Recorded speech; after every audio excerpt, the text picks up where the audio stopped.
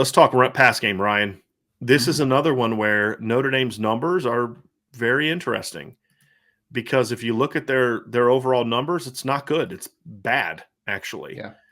The passing offense. Now, the number that I care most about in passing is the two numbers I care most about are yards per attempt and rating, and those are okay-ish, like mediocre, those two areas, but they're showing good potential. The yards per game can be misleading for a lot of different factors, but either way, there's no spin in this. The pass offense, from looking at it from an entire season, is not good. However, Ryan, if you just look at it from the context of the last two games, it tells you a little bit of a different story, and it tells you that this pass offense has a chance to maybe do a little something, and whether or not it can continue to build on that is going to be an interesting aspect of it. Because if you look at Notre Dame's just their last two games, and just kind of project it throughout the entire season, let's say like that was what they were for the entire season, from a yards per game wise, they'd be 30th right now, or let me see, 32nd right now in yards per game. You look at yards per attempt, and let me just kind of get it here. I'm kind of doing the math as we're talking. Yards per attempt the last two games divided by 62, and they'd be at 8.9, which is a really good number and would have them ranked 21st in the country. So not elite numbers by any stretch, but better numbers. Yep. And that's the thing, is there's been progress, Ryan, and they have to continue that, because this is a Stanford secondary that doesn't have a ton of coverage talent. As we talked yesterday, their secondary is better against the run. The safeties are better against the run than they are against the pass.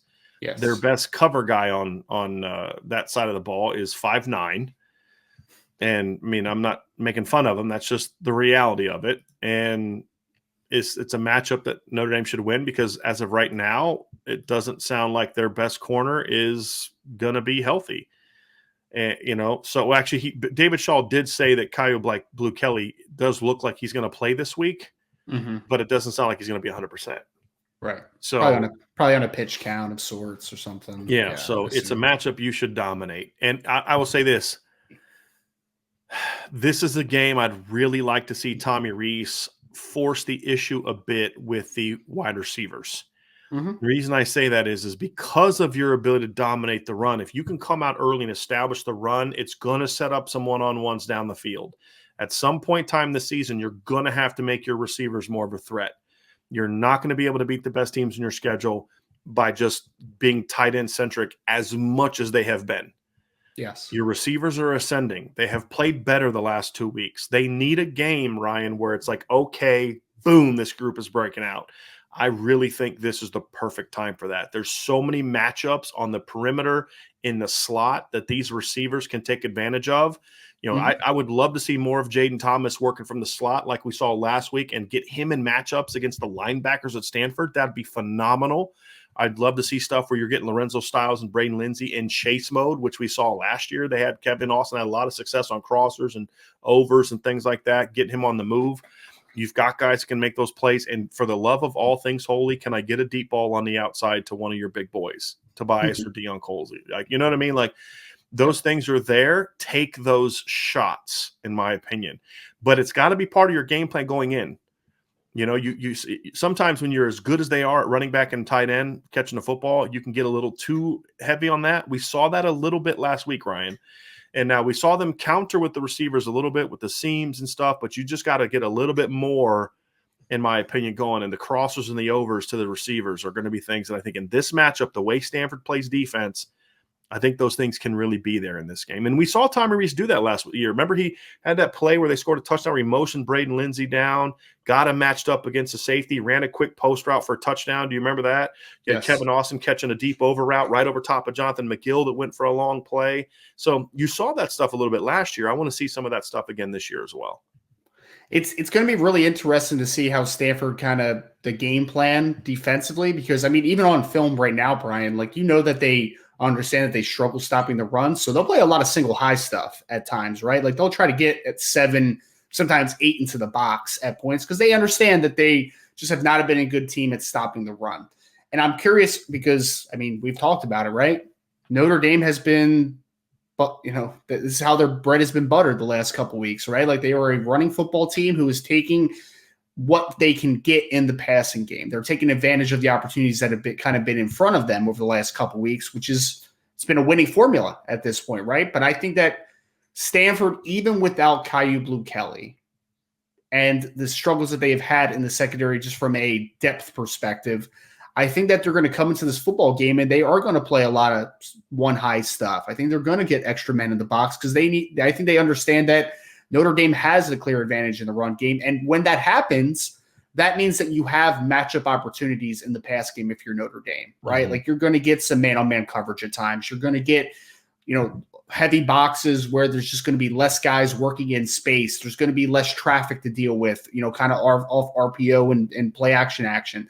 Like you're going to get those opportunities. Notre Dame needs to capitalize on it. And I'm not even saying necessarily like explosive plays. Like Notre Dame's going to need to make a couple explosive plays because that's just what again, if you're a heavy running team, you need to have a couple of those plays every week where you make an explosive play. But Notre Dame's going to have one-on-ones. They're going to have open space. They need to make the easy things easy. I feel like at times this year in the passing game, easy stuff has been a little too difficult for Notre Dame at times, right?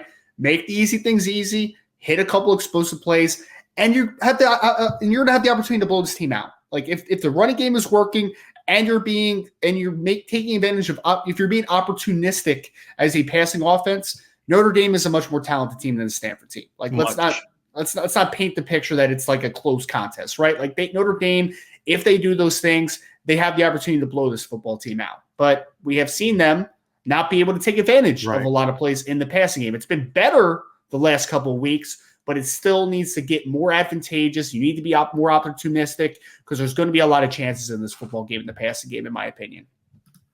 Beefeater had a question that, Ryan, this was even asked before we started this part of the show, and it fits right into what we're talking about. He says, Ryan, can Stanford afford to load the box against us to stop the run? And if I'm Stanford right now and I'm watching film, I'd say, yeah, I'm taking that chance because they're not doing things to really exploit loaded boxes. Now, they started to the last couple games, but they're not doing enough or all the things that they can do to exploit loaded boxes. Part of that, Ryan, is because you've got a new quarterback.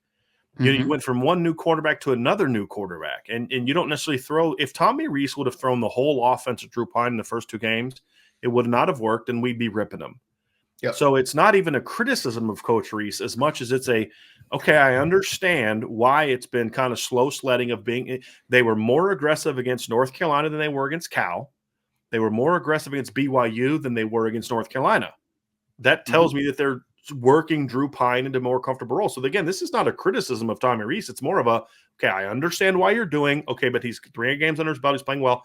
Now it's time to really let loose because you have a matchup. And this is the matchup for it. I don't know if I would have let loose with a bunch of bombs against BYU last week because the one thing we talked about is this is a very veteran, good talent, successful pass defense that you're just not going to throw the ball 40 times against.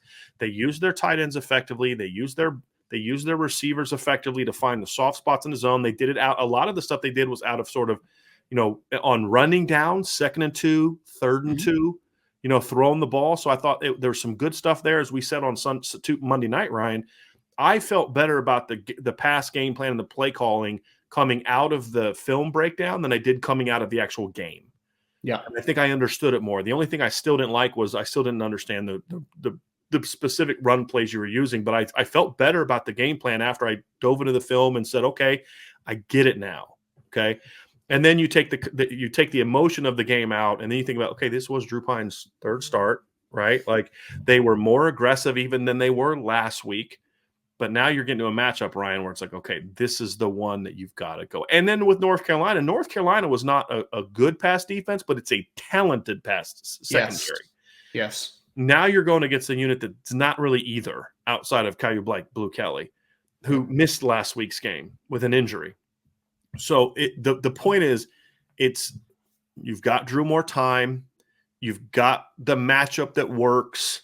Be aggressive. And that doesn't mean coming out throwing bombs on 3 of your first plays. I'm actually okay coming out and, Drew's going to be amped up. It's his first home game in a month. You don't want to get him get him into a nice little rhythm early, do kind of what you're due, get Stanford thinking, okay, here they go again, running in quick game, and then bam, then you take those shots.